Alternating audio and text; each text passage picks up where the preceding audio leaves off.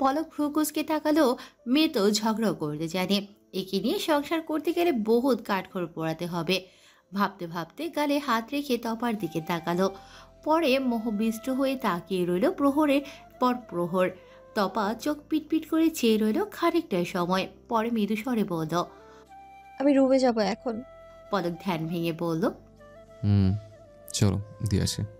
কোলে নেওয়ার জন্য দুহাত বাড়িয়ে দিতে তপা পলকের দিকে তাকিয়ে বলল, আমি হেঁটে হেঁটে চলে যাই। আর কত এইভাবে অকেজো হয়ে ঘুরে বেড়াবো? আপনি বা কতদিন এভাবে কোলে নিয়ে নিয়ে ঘুরবেন? পলক মৃদু হেসে বলল, তুমি চাইলে আজীবন কোলে নিয়ে ঘুরবো, ক্লান্ত হবে না।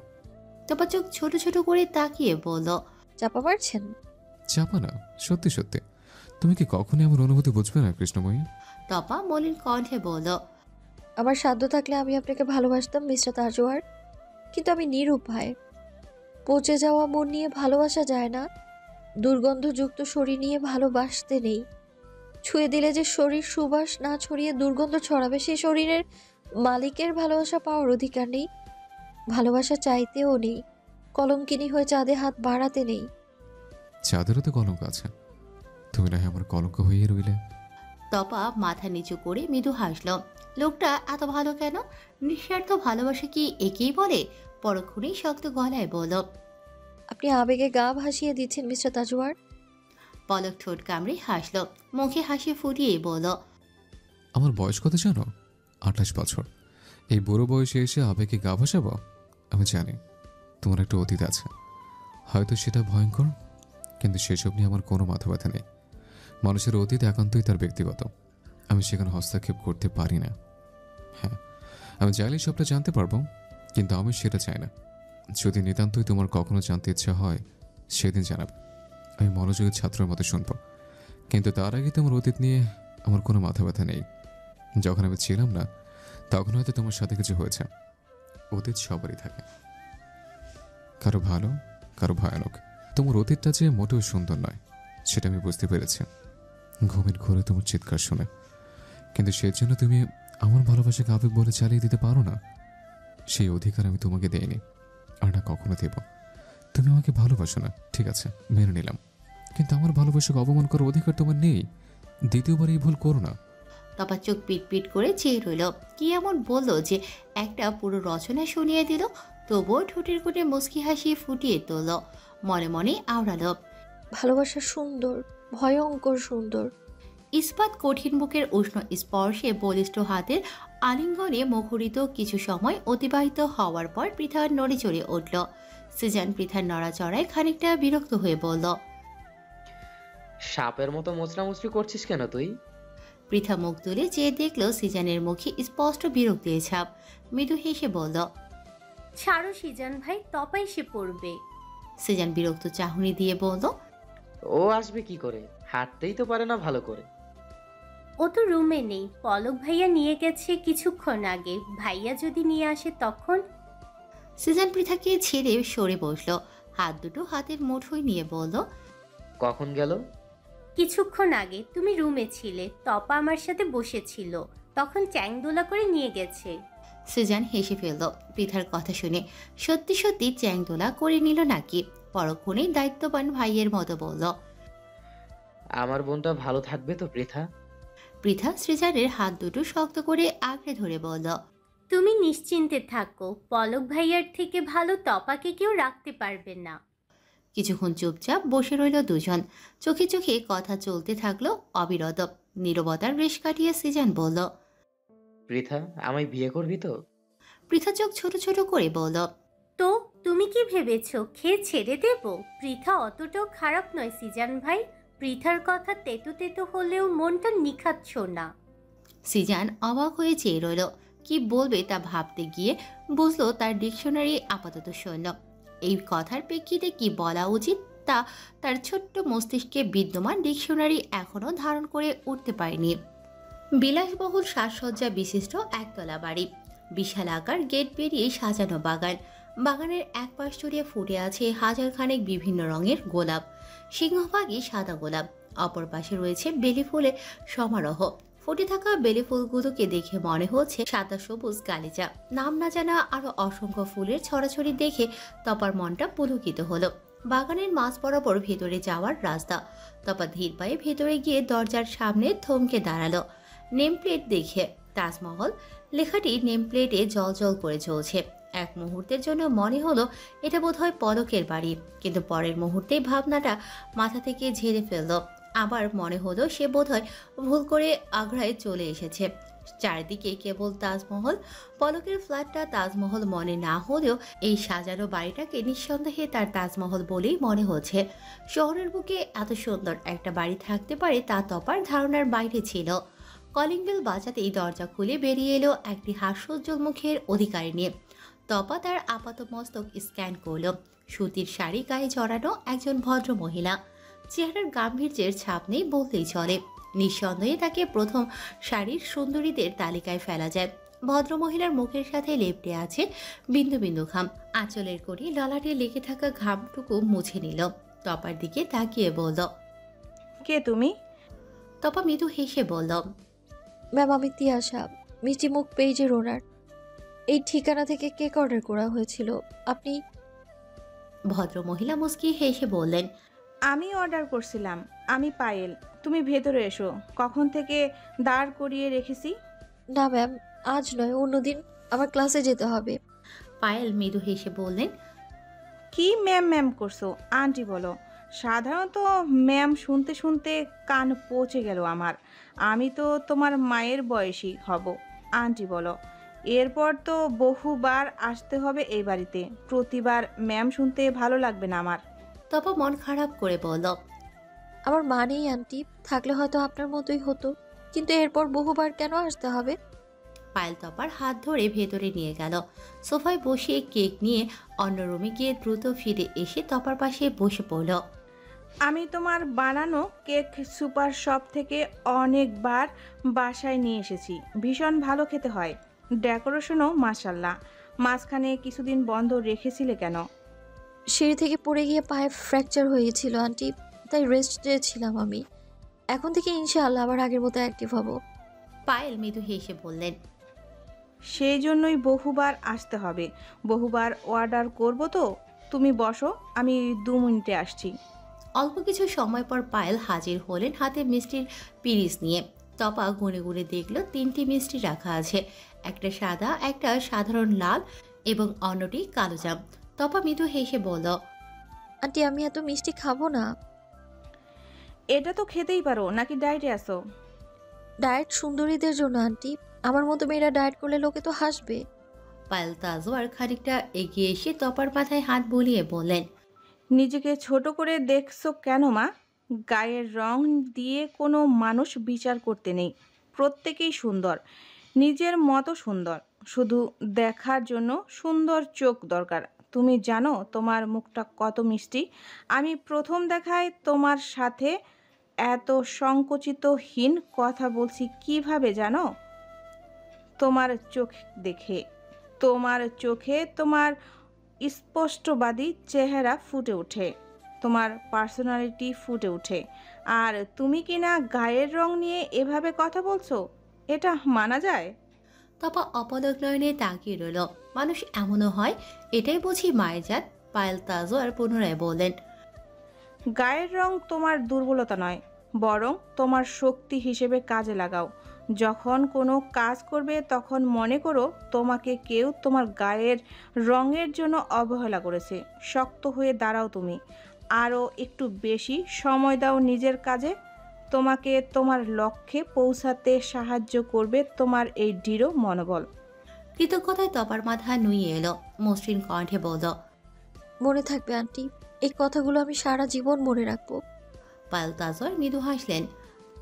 আজ তাহলে আসি আন্টি, ক্লাস আছে আমার। কেক ডেলিভারি করার জন্য একজন আছে, কিন্তু সে অসুস্থ হওয়ায় আমাকেই আসতে হলো। এদিকে এখানে এসে আমি গল্প জুড়ে দিয়েছি, ক্লাস শুরু হয়ে যাবে আন্টি। আজ উঠি। পায়েল তাজওয়ার মন খারাপ করে বললেন, একটু মিষ্টি তো খেয়ে যাও। তপা কালোজাম মিষ্টিটা খেলো। চলে যাওয়ার জন্য পা বাড়াতেই পায়েল তাজওয়ারের চোখ চলে গেল তপার বেনুনির দিকে। অবাক হওয়া কণ্ঠে বললেন, তিয়াশা, তোমার চুলগুলো তো মারাত্মক। ঘোমটাটা সরিয়ে দেখাবে প্লিজ? জানি অনধিকার চর্চা হয়ে যাচ্ছে, তবুও। তপা মৃদু হেসে ঘুমটা সরিয়ে দিল। এগিয়ে দিতে দিতে পায়েল তাজওয়ার বললেন, আমার ছেলেটার লম্বা চুল ভীষণ পছন্দের জানো।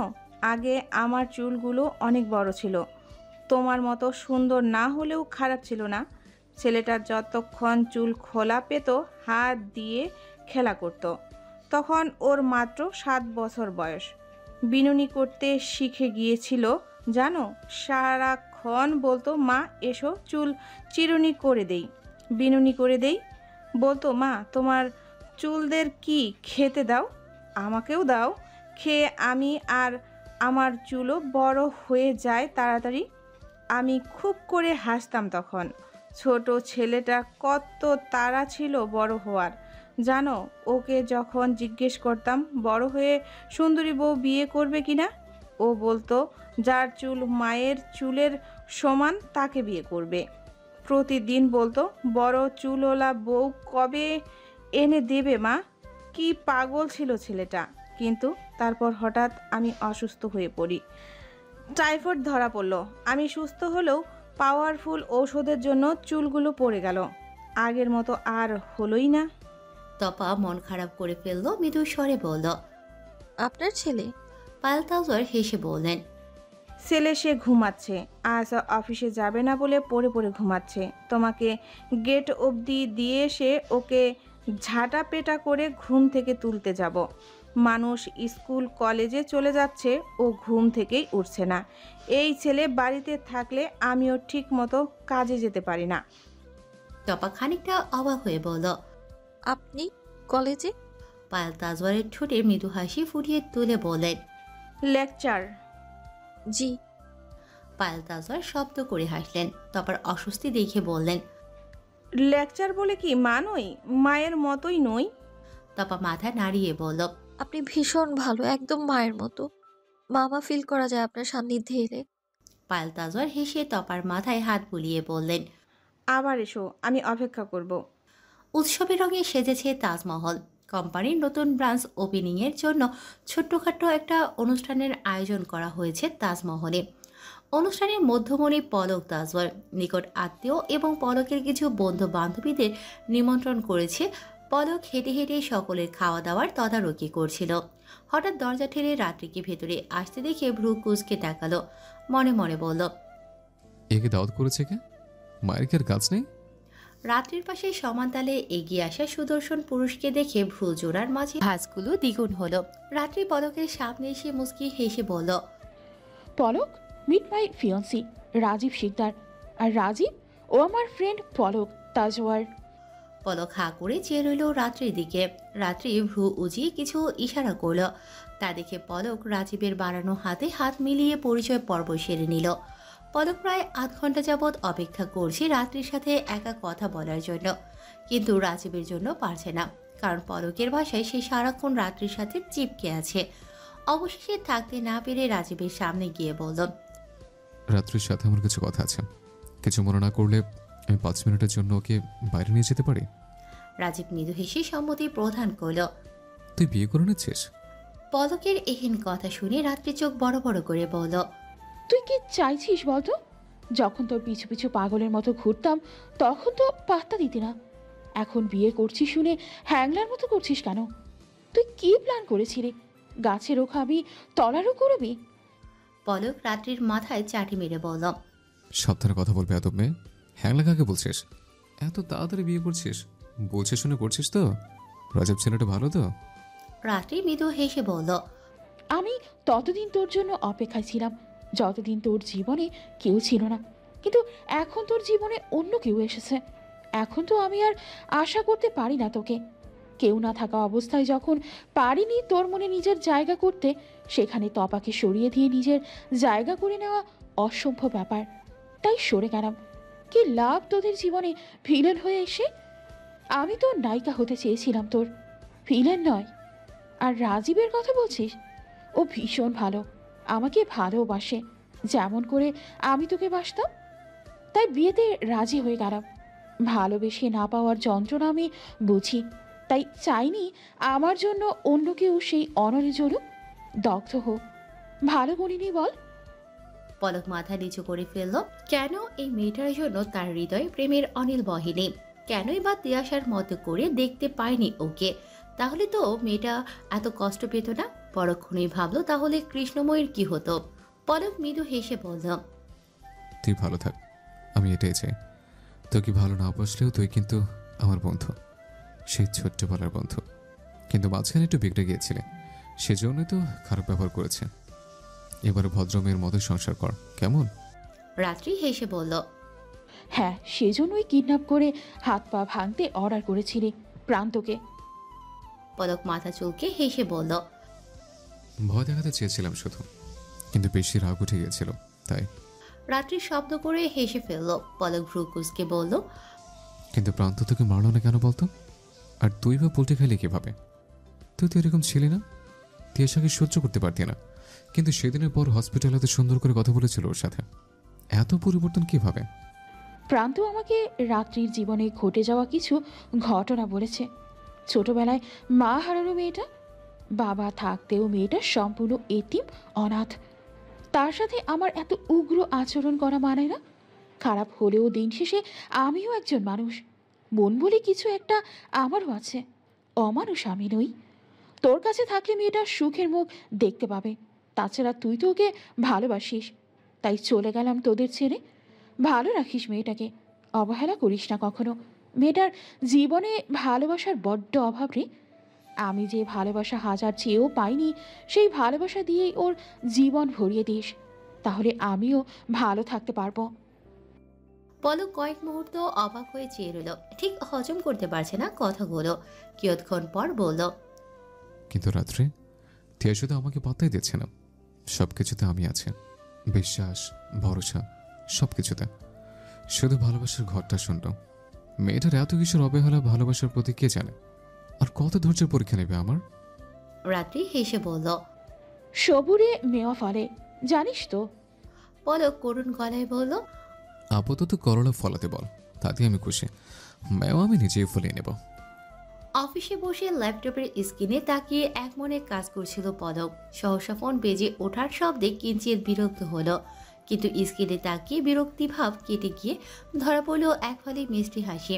ফোন কানের কাছে তুলে বলল, আজকে দিনের বেলা চাঁদ উঠেছে, স্বয়ং রাজমহিষী স্মরণ করেছে সামান্য ভৃত্যকে। তপা পলকের ইয়ার্কিতে কান না পেতে মৃদু স্বরে বলল, আপনি কোথায়? পলক তপার কয়টি শুনে চিন্তিত হলো, উদ্বিগ্ন গলায় বলল, তিয়াশা, ঠিক আছো তুমি? পা ব্যথা করছে? তপা এবার বিরক্ত হলো পলকের বাড়াবাড়ি দেখে, কঠিন গলায় বলল, মিস্টার তাজওয়ার, পায়ে ব্যথা পেয়েছি, 3 মাস কেটে গেছে, এখনো ব্যথা করবে কেন? তাছাড়া সামান্য ফ্র্যাকচারই তো হয়েছিল, এটা নিয়ে এত বাড়াবাড়ি করার কিছুই নেই। পলক দমে গেল তপার গলার তেজ শুনে, মৃদু স্বরে শুধালো। তাহলে কল দিলে কেন? তপা চোখ বন্ধ করে দীর্ঘশ্বাস ফেলে বলল, সরি এভাবে বলার জন্য। পলক কিছু না বলেই মৃদু হাসল। তপা পুনরায় বলল, আপনি কোথায়? অফিসে? পলক ল্যাপটপে নজর দিয়ে বলল, হ্যাঁ, কোনো সমস্যা? আপনি কি একটু বের হতে পারবেন? আমি জানি অফিস টাইম, তবু প্লিজ পারবেন? পলক ল্যাপটপ থেকে নজর সরিয়ে তপার কথায় মনোযোগ দিল। কি হয়েছে কৃষ্ণময়ী, আমাকে স্পষ্ট করে বলো। মা অসুস্থ, হসপিটালে নিয়ে গিয়েছিল। আমি জানতাম না, ভাই আমাকে মাত্রই ফোনে বলল। আমি মামার কাছে যাব মিস্টার তাজওয়ার, প্লিজ নিয়ে চলুন আমায়। ওই বাড়িতে আমি একা যেতে পারবো না, মরে যাব আমি। মামার কাছে না গেলেও বাঁচবো না আমি। বলতে বলতে কেঁদে ফেলল তপা। পলক ঘড়ির দিকে তাকালো, কপালে আঙুল চালিয়ে আদুরে কণ্ঠে বলল, আমি 8 ঘন্টা সময় দাও, হাতের কাজ গুছিয়ে আমি আসছি, তোমাকে নিয়ে যাব। ততক্ষণে তুমি রেডি হও, খবরদার কাঁদবে না। দীর্ঘ 3 বছর পর অতি পরিচিত সেই বাড়িটায় পদধূলি পড়ল তপার। যে বাড়ির আনাচে কানাচেতে ছড়িয়ে ছিটিয়ে আছে অসংখ্য স্মৃতি বিজড়িত মুহূর্ত, আছে আতঙ্কজনিত অগণিত ঘটনা। তপা বাড়ির ভেতরে পা ফেলে চোখ বন্ধ করে জোরে শ্বাস ছাড়ল। পলক পাশে দাঁড়িয়ে সবটা দেখে ভ্রু কুঁচকে তাকালো, কিন্তু মুখে কিছু বলল না। নীরবতাই শ্রেয় মনে হলো তার।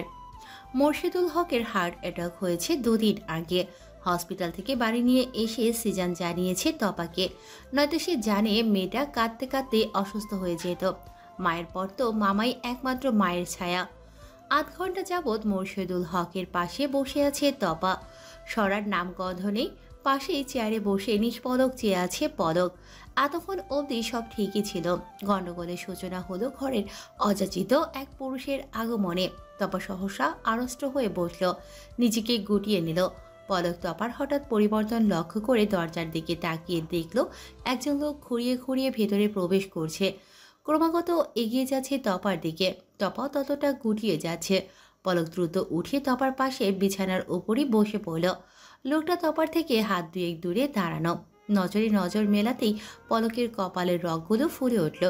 পুরুষ হয়ে অন্য একজন পুরুষের চোখের দৃষ্টি দেখে মনের গতিবেগ বুঝে নিল এক লহমায়। মোর্শেদুল হকের দিকে তাকিয়ে নরম গলায় বলল, মামা, উনি কে? মোর্শেদুল হক কিছু বলার আগেই হাজেরা বেগম বললেন, ও মামুন, আমার ভাই, বাবা মা ছাড়া ভাইটা আমার কাছেই থাকে। পলক চমকে উঠল। তপার দিকে তাকিয়ে দেখল তপা চোখ মুখ শক্ত করে বসে আছে। সময় কেটে গেল নিমিষেই। 12টা নাগাদ এলেও চোখের পলকেই যেন বিকেল হয়ে গেল। দীর্ঘ 3 ঘন্টা তপা বসেছিল মোর্শেদুল হকের শিওরে। সাথে ছিল পলকও।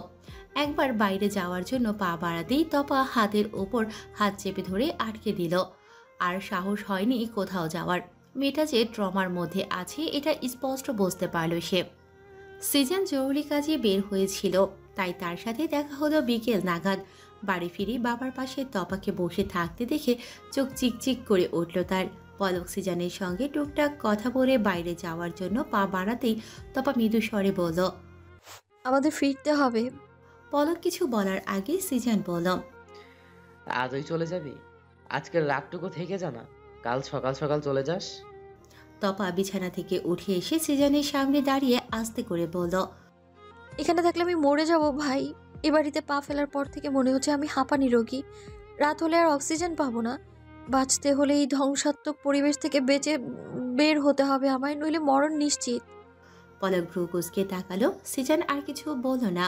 হাজেরা বেগম এগিয়ে এসে বললেন, সিজন, খেতে আয় ওদের নিয়ে। সিজান তাকাতেই তপা গম্ভীর কণ্ঠে বলল, আমার গলা দিয়ে এ বাড়ির এক ফোঁটা পানিও নামবে না। ওনাকে নিয়ে যা, উনি এ বাড়ির অতিথি। পলক অবাক হলো তপার গাম্ভীর্য দেখে। সিজান বলা সত্ত্বেও পলক গেল না।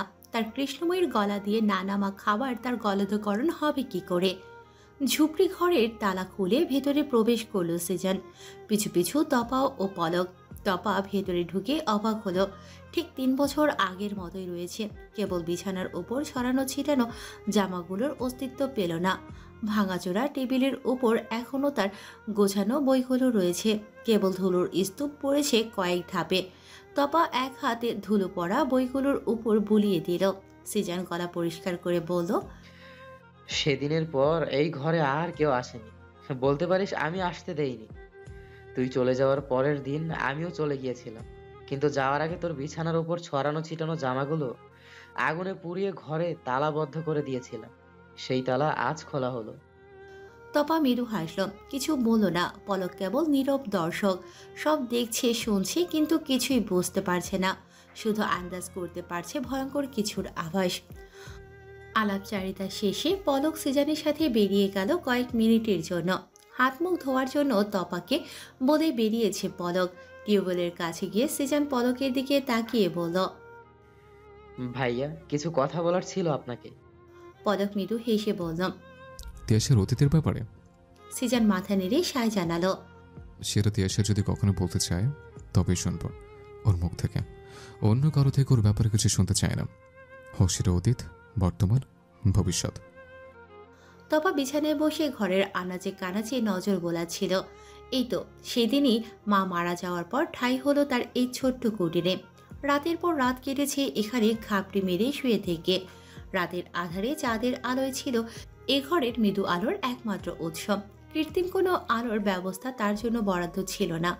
জীবনটাও হঠাৎ হয়ে গেল সেই রাতগুলোর মতো তিমিরে আচ্ছাদিত। কারো উপস্থিতি টের পেয়ে চোখ তুলে তাকালো তপা। চোখের পাতায় ভেসে উঠল সেদিনের সেই দানবীয় মুখটা। সেই একই রকমভাবে চমকে উঠল তপা। ভয়ে সিটিয়ে গেল মুহূর্তেই। দিক বেদিক শূন্য হয়ে গেল সেদিনের মতোই। খুঁড়িয়ে খুঁড়িয়ে তপার দিকে যেতেই তপা সর্বোচ্চ শক্তি দিয়ে চিৎকার করে বলল, পলক। শ্রবণেন্দ্রিয়ে তপার শব্দ পৌঁছতেই পলক দ্রুত পায়ে এগিয়ে গেল তপার ছোট্ট কুটিরে। সিজানও দৌড়ে গেল পিছু পিছু। হাট করে খোলা দরজা দিয়ে প্রবেশ করে দেখল তপার থেকে হাত দুয়েক দূরত্ব বজায় রেখে দাঁড়িয়ে আছে মামুন। তপা নিজের জায়গায় দাঁড়িয়ে থরথর করে কাঁপছে। পলক তপার সামনে গিয়ে দুবাহু ধরে বলল, তিয়াশা, কি হয়েছে? এভাবে ডাকলে কেন? ঠিক আছো তুমি? তপা কিছু না বলে ফুপিয়ে উঠল। পলক দিক বিদিক শূন্য হয়ে তপার মুখ দুহাতে আগলে নিয়ে বলল, শান্ত হয়ে যাও, আমি চলে এসেছি তো কিচ্ছু হবে না। দেখো আমাকে, একটা ফুলের টোকাও পড়তে দেবো না তোমার শরীরে। একবার তাকাও। তপা পলকের দিকে তাকিয়ে কান্না থামানোর চেষ্টা করে বলল, আমাকে এখান থেকে নিয়ে চলুন। পলক অবাক হয়ে তাকালো। এক মুহূর্তে কি এমন হলো? এতক্ষণ তো দিব্যি ছিল মেয়েটা। পরক্ষণেই তপার হাত নিজের মুঠোয় আবদ্ধ করে বলল, আমরা এক্ষুনি ফিরবো, আগে তুমি শান্ত হও। মামার কাছে যেতে হবে তো। মামা তোমাকে কাঁদতে দেখলে আর অসুস্থ হয়ে পড়বে। আগে নিজেকে সামলাও। সিজান মামুনের দিকে তাকিয়ে কঠিন গলায় বলল, আপনি কোন সাহসে এই ঘরে পা ফেলেছেন? এটা আপনার বোনের সাম্রাজ্য নয়, এটা আমার বোনের ছোট্ট কুটির। এখানে প্রবেশাধিকার আপনাকে দেওয়া হয়নি। বেরিয়ে যান এক্ষুনি। আমাকে চটাবেন না, নইলে পরিণাম ভালো হবে না, না আপনার জন্য আর না আমার বোনের। তাই সময় থাকতে আমার চোখের সামনে থেকে দূর হন। আর কখনো যেন এই ঘরের ত্রিসীমানায় না দেখি। দেখলেই ঘরেই দাফন করে দেব। সন্ধ্যা নেমেছে অনেকক্ষণ হলো। ধরের বুকে নেমে এসেছে রাতের আধার। আকাশে এক ফালি চাঁদের মিষ্টি আলো ছড়িয়ে ছিটিয়ে আছে পৃথিবী জুড়ে। তাজমহলের সামনে এসে পলক তালা খুলতেই ব্যস্ত হলো।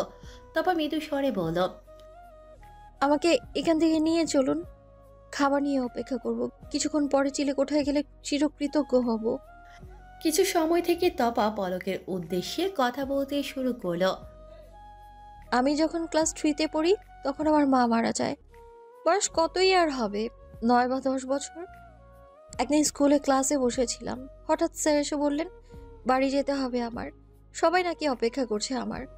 স্যার বাড়ি আসার সময় অনেক কিছু বোঝালেন আমায়, মরণশীল মানুষ, সবাইকে একদিন চলে যেতে হবে, ইত্যাদি ইত্যাদি।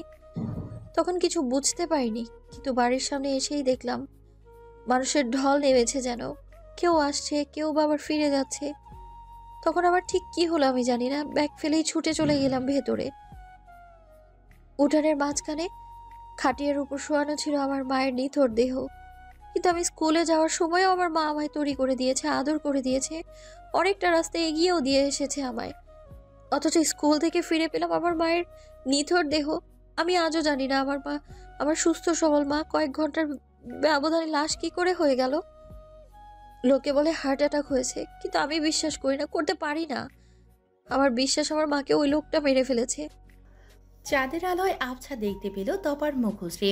মেয়েটা আকাশের দিকে তাকিয়ে আছে। মুখাবয়ব দেখতে পেলেও কৃষ্ণবরণ মুখখানার বিষাদগ্রস্ত রূপটা দেখতে পেল না পলক। হয়তো সে দেখাতে চাইছে না, তাই তো রুমে পর্যাপ্ত আলো থাকা সত্ত্বেও কথা বলার জন্য বেছে নিয়েছে অন্ধকারাচ্ছন্ন ছাদটা। পলক মৃদু স্বরে বলল, কোন লোকটা? তপা কঠিন গলায় বলল, আমার জন্মদাতা। পলক চমকালো। নিজের কানকে বিশ্বাস হলো না তার। এজন্যই কি ভালোবাসার উপর এত অনীহা তার? মায়ের মৃত্যুর মাস খানেকের মাথায় তার নতুন স্ত্রী ঘরে এলো। যেখানে আমার মায়ের সাথে তার বনিবনা হতো না বললেই চলে, সেখানে তার নতুন স্ত্রীর কথা সে উঠতো বসতো। খেতে বললে খেত, না বললে না খেত, এমন একটা অবস্থা। নতুন বিয়ের সাথে সাথে তার মেরুদণ্ডও যেন নেতিয়ে গিয়েছিল। অথচ আমার মায়ের বেলায় তিনি ছিলেন সিংহ পুরুষ। যাই হোক, সেটা তার একান্তই ব্যক্তিগত ব্যাপার। স্ত্রীকে ভালোবাসার অধিকার সবারই আছে, শুধু আমার মায়ের বেলায় সেই ঘরটা ছিল ভালোবাসা শূন্য। তাদের নতুন সংসারে আমি ছিলাম আগাছা, যাকে উপরে না ফেলা অবধি শান্তি মিলছিল না সংসারে। বকাবকি থেকে শুরু করে গায়ে হাত তোলা ছিল নিত্যদিনের ব্যাপার। আমার জন্মদাতা সেটা দেখেও দেখতেন না। আমি যেন অদৃশ্য ছিলাম তার কাছে। মা থাকাকালীনও তিনি খুব ভালোবাসতেন আমাকে, তেমনটা নয়, কিন্তু বকা বা মারা কোনোটা করতেন না। তার দাঙ্গা ছিল কেবল মায়ের সাথে। কিন্তু মা মারা যাওয়ার পর নতুন স্ত্রীর কথায় আমাকে দুটো চড়ও মেরেছিলেন তিনি। সেদিন আমি খুব ভালো করে বুঝতে পেরেছিলাম সত্যি আর মা নেই আমার, নেই কোনো আপনজন। মাস 3 চললো এভাবেই, মার খেয়ে দিন কাটাচ্ছিলাম আমি। খাবার জুটলে জুটতো, নয়তো অনাহারে অর্ধাহারে চলে যেত। একদিন সেই লোকটার কাছে তার নতুন বউয়ের নামে নালিশ করেছিলাম আমায় বইগুলো ছিঁড়ে ফেলার কারণে। সেটাই কাল হলো, মেরে ঘর থেকে বের করে দিল, ছোট্ট শরীরটা রক্তাক্ত করে দিল। আচ্ছা, বাবারা কি এমন হয়? আপনার বাবা কি এমন? পলক নির্বিকার ভঙ্গিতে তাকালো। শক্তপোক্ত মনের অধিকারী পলক তাজওয়ারের আজ কান্না পাচ্ছে। মেয়েটা সহ্য করেছে কিভাবে? ওইটুকু বয়সে মুখে কিছু না বলেও মনে মনে প্রতিজ্ঞা করল সে জীবন থাকতে তার কৃষ্ণময়ীকে সে কষ্ট অনুভব করতে দেবে না। প্রয়োজনে নিজে ঢাল হয়ে দাঁড়াবে, শত আঘাত সহ্য করে নেবে, কিন্তু এই মেয়েটার গায়ে একটা আঁচও লাগতে দেবে না। সেদিন মামা কোনোভাবে খবর পেয়ে আমায় নিয়ে এলো মামার কাছে। মামির এতে ঘোর আপত্তি ছিল। বাবার বাড়ি থাকতে কেন তারা একটা আগাছা নিজের জমিতে লাগাবে? কিন্তু মামা নিজের সিদ্ধান্তে অনড়। তাই মামি বাধ্য হলেন আমায় আশ্রয় দিতে। কথা শোনালেও ঠিকমতো খাবার পেতাম, স্কুলে যেতাম। ভাই তখন ক্লাস 6-এ পড়ে, ও আমাকে পড়াতো। দিনের বেলা সবার সাথে কাটলেও রাতটা নিঃসঙ্গ ছিল আমার। একা একা ওই ঝুপড়িতে থাকতে ভীষণ ভয় হতো। প্রথম দিকে বাতি ছিল, কিন্তু আশ্চর্যের ব্যাপার কি জানেন? অন্য ঘরের বাতি নষ্ট হলেও আমার ঘরের বাতি 2 দিনেও যেত না, নষ্ট হয়ে যেত। কিভাবে সেটা তখন জানতাম না। এর মধ্যে কি হলো, মামির ভাইয়ের আমাকে আদর করা আমার পছন্দ হলো না। আমি কিন্তু তখনও ছোটটি, তবুও মনে হতো লোকটা ছোঁয়া মামার ছোঁয়ার চেয়ে মানে ওই ছোঁয়ার মতো পবিত্র নয়। সিজান তাকে মামু ডাকতো, তাই আমিও মামুই ডাকতাম। মা হারা ছোট্ট মেয়েটাকে আদর করার বাহানায় এলোমেলোভাবে ছুঁয়ে দিত। রাতের অন্ধকারে মনে হতো কেউ এলোমেলোভাবে ছুঁয়ে দিচ্ছে, ভয় পেতাম, ভূতের ভয়। তখন তো জানতাম না, আজ তো শয়তান পুষছেন মামি বাড়িতে। এভাবেই চললো কিছুদিন। আমি 3 পেরিয়ে 4-এ উঠলাম। অসহায় ছিলাম দেখে হয়তো অন্য বাচ্চাদের থেকে আমি একটু বেশি ম্যাচিওর ছিলাম। এদিকে আমি দিন দিন বড় হচ্ছিলাম আর মামুর ছোঁয়ার মাত্রা দিন দিন পাল্টাচ্ছিল। প্রথম দিকে বাহানা করে ছুলেও পরে পরে আশেপাশে কাউকে না দেখলে নির্দ্বিধায় ছুঁয়ে দিত। একদিন আমি মামির কাছে নালিশ জানালাম। মামু আমাকে ব্যাট টাচ করে। মামা সেদিন হিতাহিত জ্ঞান হারিয়েছিল বোধহয়। রান্নাঘরে চেলা কাঠ দিয়ে পিটিয়েছিল। দাগগুলো বোধহয় রয়ে গেছে এখনো। ব্যাস, আর নালিশ করলাম না বাকি জীবনে। মামা সারাদিন বাইরে থাকতো বিধায় টের পেতেন না কিছুই। সিজন টের পেল কিছুদিন পর। ও রাতে বাইরে বের হয়ে মামুকে আমার ঘর থেকে বের হতে দেখেছিল। পরের দিন আমায় জিজ্ঞেস করলো আমার ঘরে রাতে কেউ আসে কিনা। আমি কিন্তু তখনও ভূতের ভয়ই পেতাম। অন্ধকারে কেবল একটা অবয়ব ব্যতীত দেখতে পেতাম না কিছুই। দরজা জানালা সবই ছিল ভাঙা মতন, প্রবেশে কোনো বাধাই পেত না।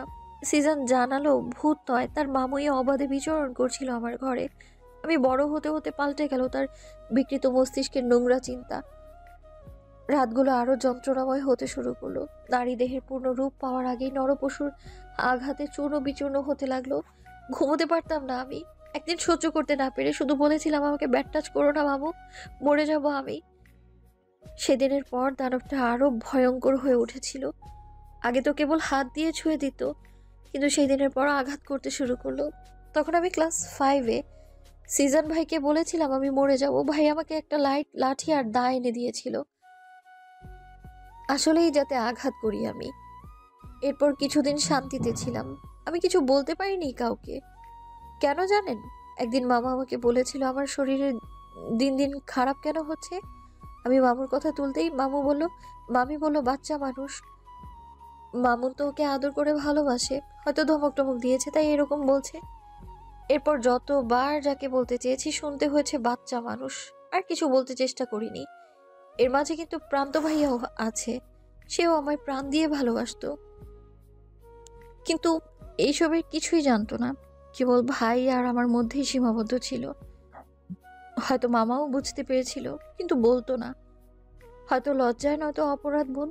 সিজনের নানু অসুস্থ হলো, তখন আমি ক্লাস 6-এ। মামি সহ চলে গেল। কিছুদিন পর মামি চলে এলেও দানবটা এলো না। দীর্ঘ 4 বছর আমি শান্তিতে ছিলাম। এর মধ্যে মামা ঘর সারিয়ে দিয়েছে, লাইটের ব্যবস্থা করে দিয়েছে। আশ্চর্যের ব্যাপার কি জানেন? তারপর থেকে আর আমার ঘরের বাতি নষ্ট হতো না। যখন ক্লাস 10-এ পড়ি তখন সিজনের নানু মারা গেল। কিছুদিন পর দানবটা আবার হাজির হলো, কিন্তু রাতের অবাধ বিচরণে বাধা হলো শক্তপোক্ত দরজা জানালা। আমি আবার ভয় পেতে শুরু করলাম। সামনে পরীক্ষা, কিন্তু লেখাপড়া করার মনোবল পেতাম না। হ্যাঁ, তখন কিন্তু আমি আর ছোটটি নেই, পরিপূর্ণ নারী। হয়তো স্বয়ংসম্পূর্ণ নই, কিন্তু একজন নারীই ছিলাম। এর মধ্যে সিজন কোনোভাবে ভাইয়াকে জানিয়েছিল ব্যাপারগুলো, কিন্তু আমি আমি জানতাম না। এরপরে এলো এক ভয়াবহ দিন। মামা মামি সিজন কোথাও গিয়েছিল। আমি স্কুল থেকে ফিরে ঘরে যেতেই দেখি মামু আমার ঘরে, আমার বিছানায়। আমি ঘরে যেতেই নিজের বিকৃত কার্য সম্পাদনের জন্য ঝাঁপিয়ে পড়লো আমার উপর। বলতে বলতে হাঁপিয়ে উঠল তপা। পলক নির্বিকার নিনিমেষ তাকিয়ে আছে তপার দিকে। তপা পুনরায় কিছু বলার আগেই পলক মলিন কণ্ঠে বলল, আমি আর কিচ্ছু শুনতে চাই না, প্লিজ চুপ করো। তপা তাচ্ছিল্য হেসে বলল। কেন ঘেন্না ধরে যাচ্ছে আমার উপর? পলক দুকদম এগিয়ে তপার মুখোমুখি দাঁড়ালো। মুখটা দুহাতে আঁকড়ে নিয়ে চোখে চোখ রেখে বলল, আমার ভালোবাসা এতটাও ঠুনকো নয় কৃষ্ণময়ী, পলকের মতো হালকাও নয় যে একটা বড় হাওয়ায় তা উড়িয়ে নিয়ে যাওয়ার ক্ষমতা রাখে। সেদিনই হয়তো আমি নিজের সর্বস্ব হারিয়ে ফেলতাম, কিন্তু নতুন প্রাণ সঞ্চার করলো ভাইয়া। ঝড়ের বেগে কোথা থেকে এসে যেন বাঁচিয়ে নিল, কিন্তু কলঙ্ক থেকে বাঁচাতে পারলো না। শুধু আমি নই, কলঙ্কে গিয়ে পড়লো ভাইয়ারও গায়ে। সিজন ভাইও সেদিন বিরুদ্ধবাদী হলো। অবশ্য পরে জানিয়েছে কেন ওরকম ব্যবহার করেছিল। আপনিও তো ছিলেন ওখানে। তারপর সেদিনই চলে এলাম আন্টির কাছে। এরপর এসএসসি এইচএসসি দিলাম হোস্টেল থেকে। ভার্সিটিতে গিয়ে তো আপনার সাথে দেখা হলো প্রথম দিন। আমাদের বাচ্চা হলে আমরা প্রথমে মামা ডাক শেখাবো, কেমন? প্রান্তর সিজনের জন্য। তপা পলকের শান্ত কণ্ঠে এরকম কথা শুনে বিস্মিত হলো। আপনার ঘেন্না লাগছে না? পলক মৃদু স্বরে বলল, ঘৃণা করার কি যুক্তিযুক্ত কারণ ছিল? আমার শরীরে এক ফোঁটা জায়গা নেই নোংরা স্পর্শবিহীন, যেটুকু আমি আপনাকে দিতে পারি। হয়তো ধর্ষিত হইনি, কিন্তু মলেস্ট হয়েছি বারংবার, বহুবার। মনটা তো এখনো অধরে রয়ে গেল, সেটুকুই দাও। নারীদের কেবল ব্যবহার করার জন্য নয় দিয়ে আসা। একবারে কেউ ছুলে আর তাকে ভালোবাসা যাবে না এমনটাও নয়। তবে কেন তোমার এত দ্বিধা? তুমি কি ভাবছো আমিও অন্য 5টা পুরুষের মতো বউকে অবহেলা করব? তপা কিছু বলল না, কেবল দীর্ঘশ্বাস ছাড়ল। এই একটা দীর্ঘশ্বাসেই রয়েছে হাজারো না বলা কথা। পলক গম্ভীর পুরুষালিক কণ্ঠ খাতে নামিয়ে আদুরে কণ্ঠে বলল, আমি একবার জড়িয়ে ধরবে কৃষ্ণময়ী? তপা কিঞ্চিত সময় নিল ভাবার জন্য। পরক্ষণে পলকের বাড়িয়ে দেয়া হাতের বাঁধনে বাধা পড়ল। দুহাতে আঁকড়ে ধরল পলকের পিঠ, নিবিড় থেকে আরো নিবিড় ভাবে। একটা সুচ গলার মতো ফাঁক ফোকরও রইল না। এক প্রহর দুপ্রহর কাটল নিভৃতে।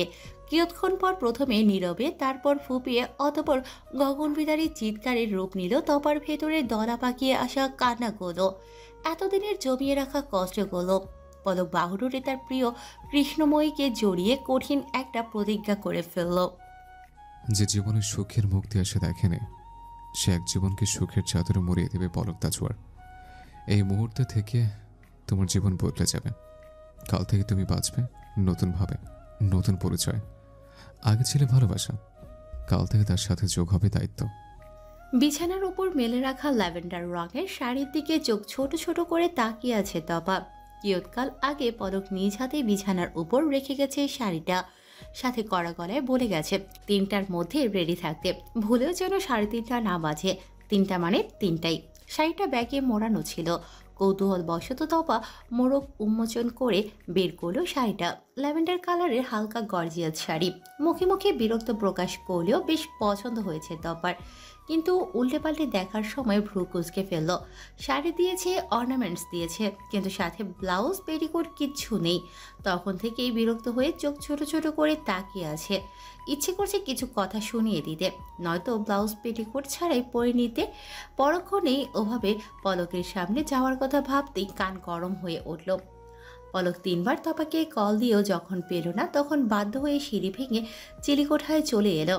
তপা শাড়ি পরে আঁচলের সেফটি পিন লাগাচ্ছিল। ঠিক সেই মুহূর্তেই দরজায় কড়া নাড়ল পলক। তপা আড়ষ্ট হয়ে দাঁড়ালো। ভীষণ লজ্জা করছে যে। গুটি গুটি পায়ে দরজার কাছে গিয়েও মিনিট খানেক সময় নিল খুলতে। দরজা খুলতে দেরি হওয়ায় বেশ বিরক্ত হলো পলক। বিরক্তিতে স্বেচ্ছায় দুটো ভাঁজ পড়ল ভ্রু যুগলের মাঝ বরাবর। তপা দরজা খুলতে ভাঁজগুলো কর্পূরের মতো উবে গেল। বক্ষস্থলে বয়ে গেল শীতকালীন উত্তরের হাওয়া। মুহূর্তে শরীরে কম্পন তুলে দিতে বাধ্য। কিয়দর্শন সময় পর পলক মসৃণ কণ্ঠে শুধালো, আমার কি প্রশংসা করা উচিত কৃষ্ণময়ী? তপা মৃদু হেসে বলল। প্রশংসার যোগ্য মনে হচ্ছে। পলক ঠোঁট কামড়ে হাসলো, বুকের বাঁ পাশে হাত রেখে বলল। এখানে ছুঁয়ে দেখো একবার, ঘন্টা 180 কিলোমিটার বেগে ঝড় বইছে। তপা ভ্রু কুঁচকালো, পর মুহূর্তে ফিক করে হেসে ফেলল। আমরা কোথায় যাচ্ছি এত সেজেগুজে? পলক বাইকে বসে হেলমেট লাগানো বাদ দিয়ে তপার দিকে তাকিয়ে বলল। সেজেগুজে মানে? সাজলে কোথায় তুমি? এটা কি সাজা বলে? শুধু শাড়ি আর একটু গহনা, চুলগুলো খোপো করে আটকে ফেলেছ, এটাকে সাজগোজ বলে? আপনি তো এর থেকেও কম দিয়েছিলেন। পলক ভ্রু কুঁচকিয়ে বলল। মানে? শুধু শাড়ি এনেই বললেন রেডি হয়ে নিতে, কিন্তু শাড়ির সাথে যে গহনা বাদেও আরো কিছু লাগে সেটা জানতেন না। সময় ছিল বলে আমি কিনে নিতে পেরেছি, যদি সময় না থাকতো তাহলে? পলক মাথা চুলকে হেসে ফেলল, চোখে দুষ্টমি ফুটিয়ে তুলে বলল। ওভাবেই পড়তে, চোখের বলে সিনেমার মতো, ওই সূর্যের রায় যেভাবে পড়েছিল সেভাবে।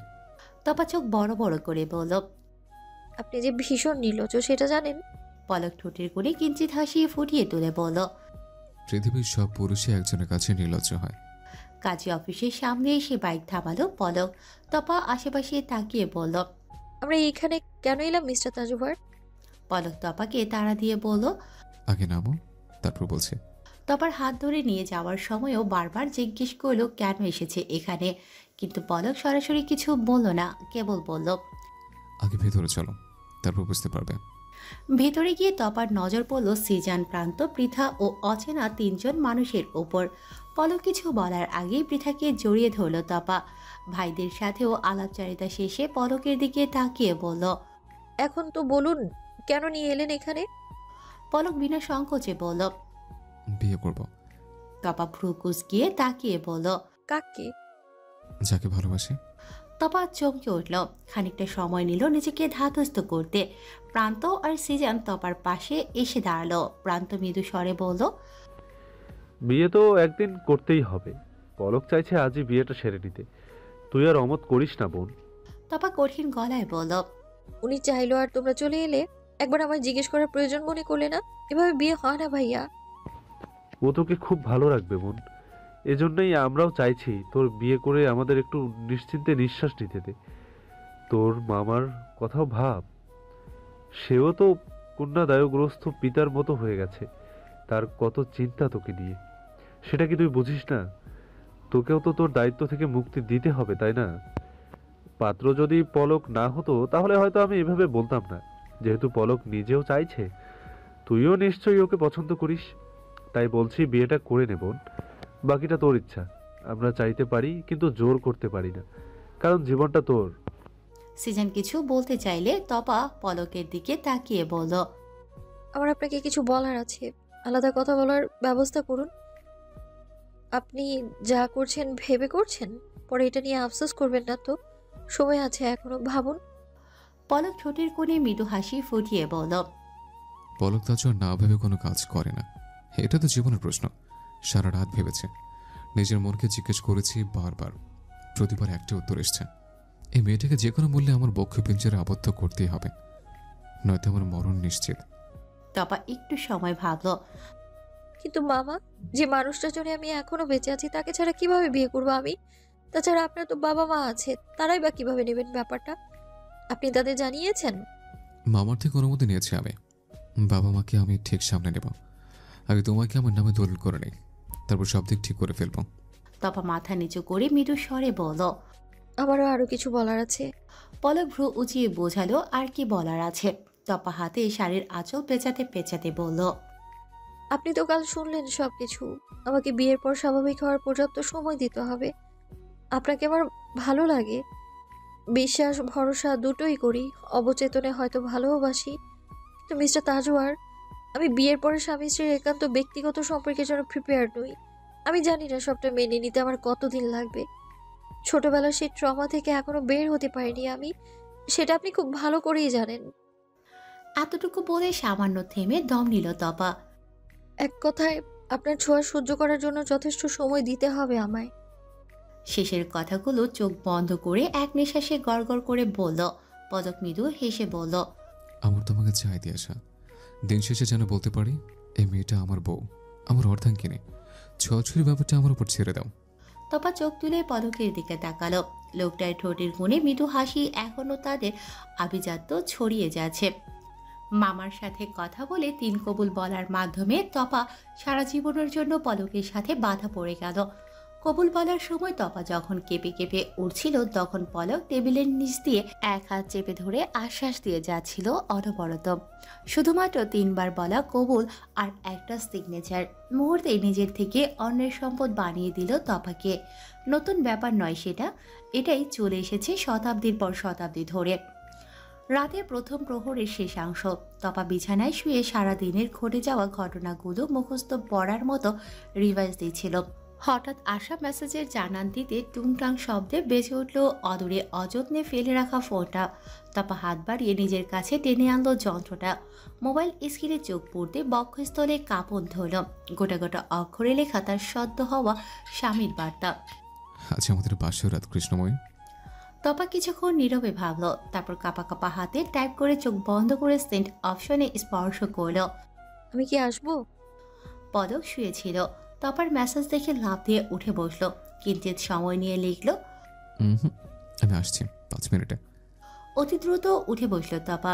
বিয়ের শাড়িটা এখনো গায়ে জড়ানো। তাড়াহুড়ো করে শাড়ি বদলে একটা 3 পিস বয়ে নিল। চুলগুলো হাত খোপা করে ঘাপটি মেরে বসে রইল বিছানায়। মনে মনে হাজারো প্রশ্ন উকি দিচ্ছে। তবে কি সে ভুলে গেল আমার দুর্বলতা? ভুলে গেল বিয়ের আগ মুহূর্তে বলা কিছু কথা? ভুলে গেল ভরসা করে সরি ভুলে গেল ভরসা করে বলা কিছু স্বীকারোক্তি?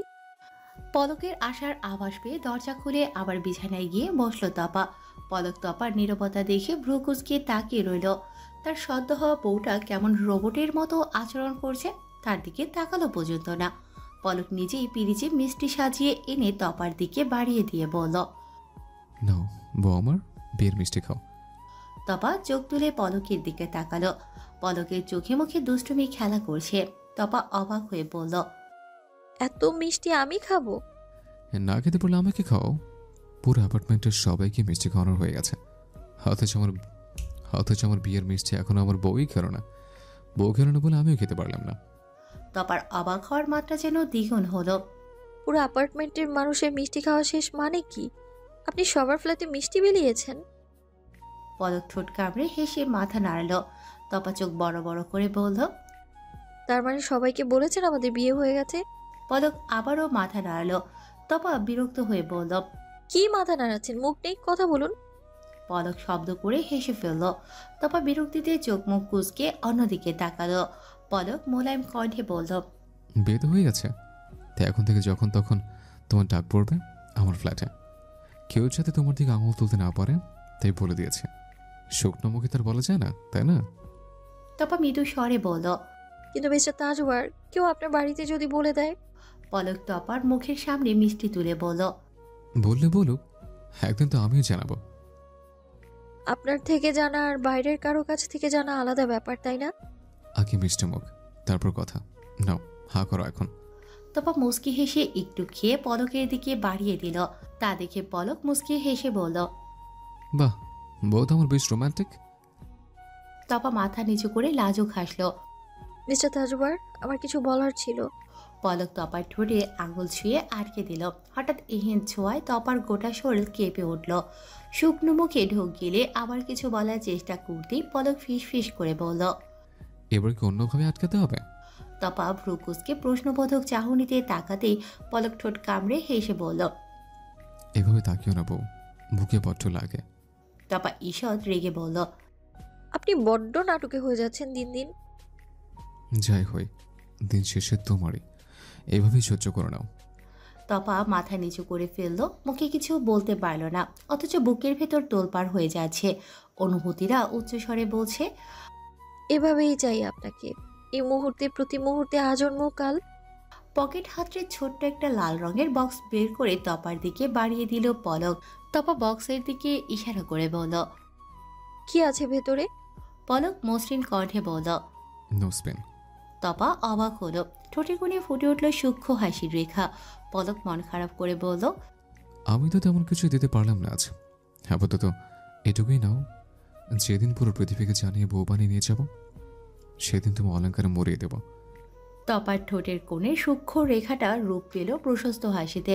অমলিন হেসে পলকের চোখে চোখ রেখে বলল, মেয়েদের সবচেয়ে বড় অলংকার তার স্বামী, স্বামীর ভালোবাসা। আমার তো সবটাই আছে, আর কিছুই লাগবে না। যেটুকুনি আছে এটুকু দিয়েই আমি সর্বোচ্চ সুখের কাতারে নিজের নাম লেখাতে পারবো, এটা আমার বিশ্বাস। পলকের বৃত মাঝারের তপ্ত মরুভূমিতে এক পশলা বৃষ্টির ছোঁয়া পেল যেন।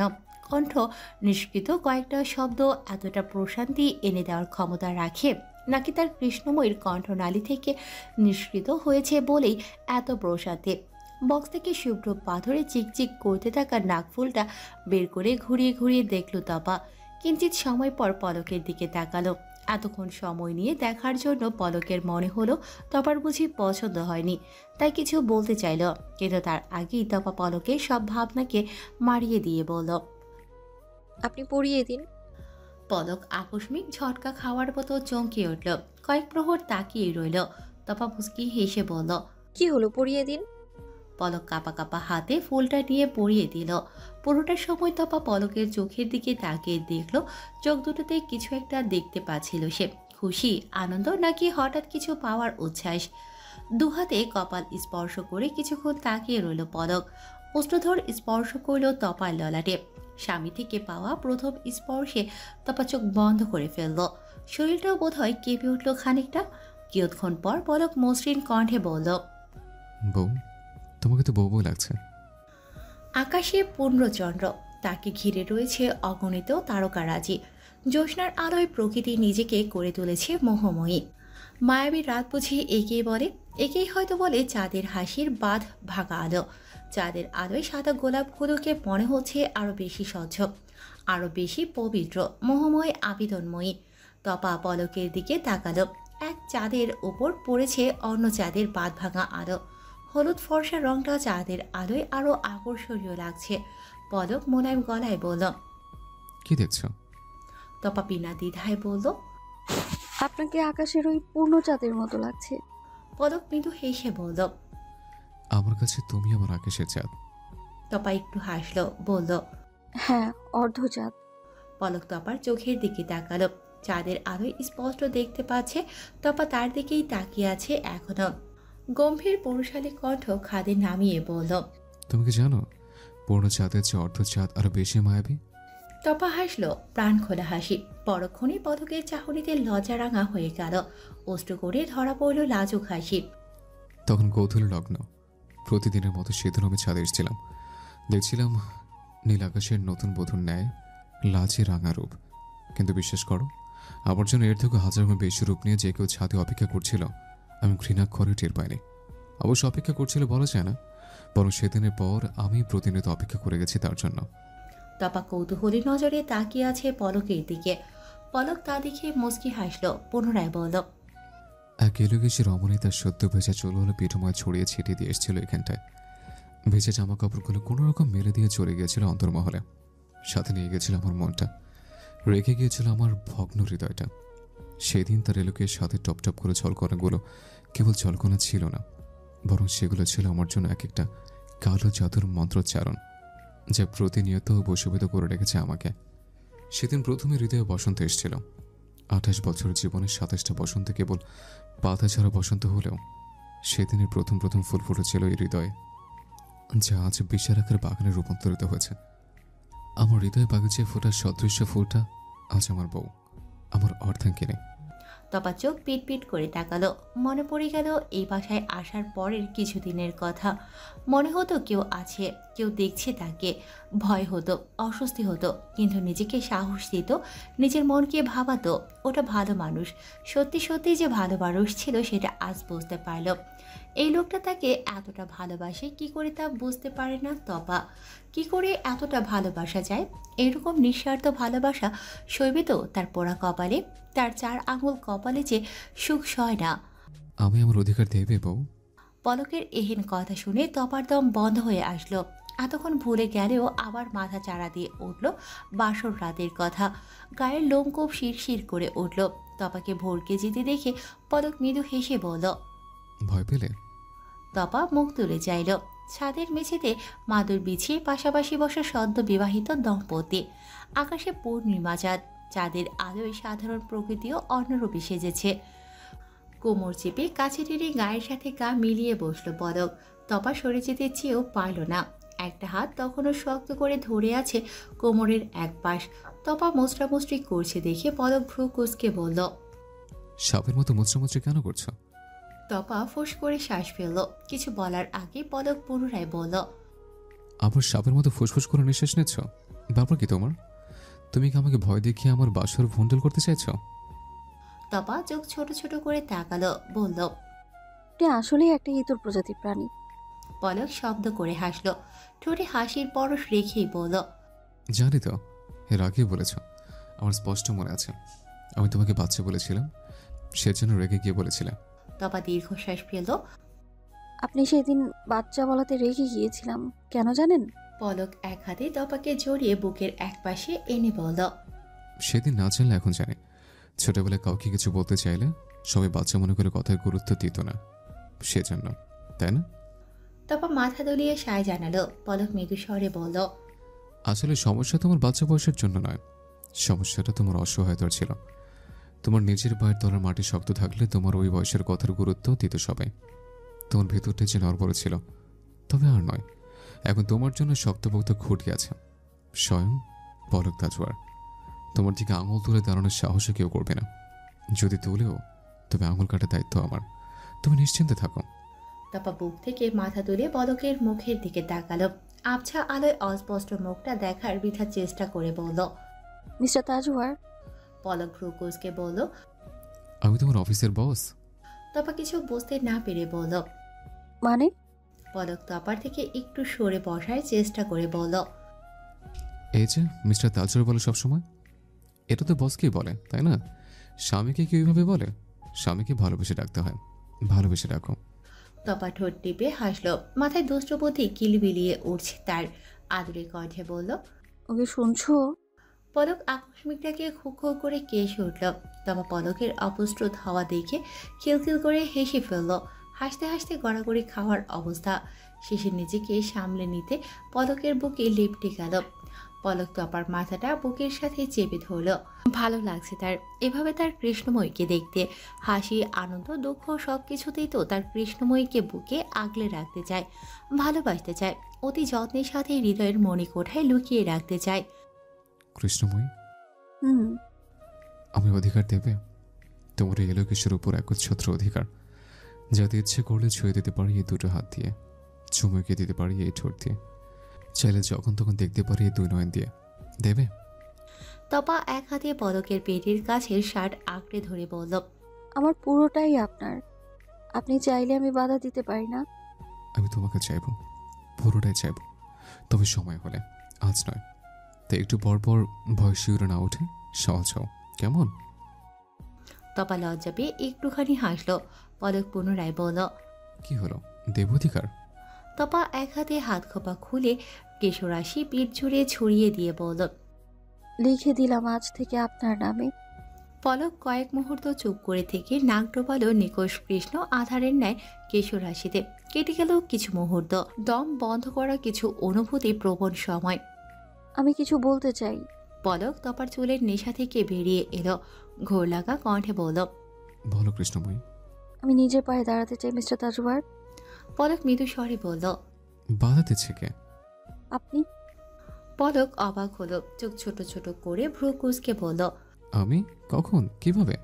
তপা আলতো হাতে পলকের ভ্রুকুটি স্পর্শ করে বলল। এই যে এখন, এভাবে বিয়ে করে। পলক তপাকে নিচের দিকে ঘুরিয়ে গালে হাত রেখে চোখে চোখ রেখে বলল। বিয়ে করে তো নিজের পায়ে দাঁড়াতে বাধা দিচ্ছে আমি? তপার নিচের দিকে তাকিয়ে বলল। ঠিক তা নয়, তবে। তবে কি কৃষ্ণময়ী, আমাকে বুঝিয়ে বলো, না বললে তো আমি বুঝতে পারবো না। আমি জানি আমাদের বিয়ে হয়ে গেছে, কিন্তু আমি চাই আগে আমি নিজের পায়ে দাঁড়াই, তারপর আপনি বাড়িতে জানান আমাদের বিয়ের কথা। আগে আমি নিজের পায়ের তলার মাটি শক্ত করতে চাই মিস্টার তাজওয়ার। পলক মুচকি হাসল। তুমি এটা বলতে তো হেজিটেট করছিলে? তুমি যা চাইছো সেটাই হবে, তবে আমার বাবা মা খুব কঠোর শ্বশুর শাশুড়ি হবে না, তারা তোমাকে সাদরে গ্রহণ করবে। আর তুমি যদি লেখাপড়া শেষ করতে না চাও, আমার মা তোমাকে জোর করেই পড়াবে। দেখলে বুঝতে পারবে তোমার অতীতটা আমি বদলাতে পারবো না, কিন্তু আল্লাহ চাইলে ভবিষ্যৎটা রঙিন করার দায়িত্ব আমি নিতে পারি, ভরিয়ে দিতে পারি তোমার জীবন ছোট ছোট খুশিতে, আনন্দে, আহ্লাদে। বিবাহ পরবর্তী দিনের উষালগ্ন, পূব আকাশ রক্তরাঙা আলোয় আলোকিত, পুঞ্জ পুঞ্জ সাদা মেঘ কমলা আভায় ছেয়ে গেছে। খোলা আকাশটাকে মনে হচ্ছে সুবিশাল মাঠ, যার কিঞ্চিত দূরত্বেই অবস্থান করছে জ্বলন্ত আগ্নেয়গিরি। পূব আকাশের লাভা থেকে অগ্নিবলয় ছড়িয়ে পড়ছে পুরো অন্তরিক্ষ জুড়ে।